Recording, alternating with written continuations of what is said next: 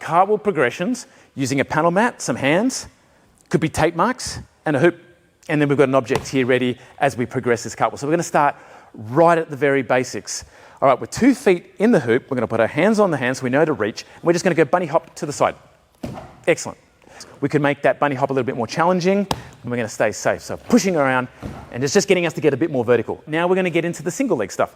As long as our legs are apart, we just want to be able to get to the other side. What I could do as a coach is to make sure that I position myself on the outside of her leg so I can grab her hips so the feet are pointing away from me. And what I'm going to do is grab her by the hips and then bring her around. What will happen is they will sort of freeze and maybe they stop. They don't know how to quite get that momentum for their legs and the push. And so I'm going to help compensate for that by holding on those hips. Now, what else could go wrong?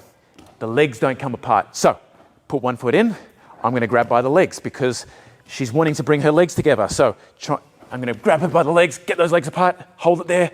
That's what it feels like, nice and tight. And then landing on one leg and then making sure they're safe on the other side. Let's go to the next progression. So we're going to put an object in there, 1 foot on, we're going to cartwheel over that object. Perfect. Okay, let's make this object even higher now because now this is going to mimic the wall. However, it's nice and soft. Clear that object. Excellent. We're looking very confident with our cartwheel over the box. Let's do one more. Trying to push, try and kick hard with the back leg. As long as we're kicking hard and pushing and keeping those legs apart, right, we're getting more and more comfortable with that cartwheel. So it's still very important.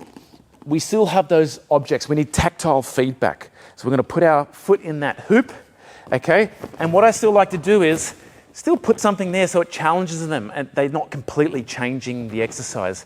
But by getting rid of the panel mat, we don't have that deficit because that makes it a lot easier. Off we go. Let's do a cartwheel until we get to the position where it's embedded in us and we can now remove these and do it without any objects.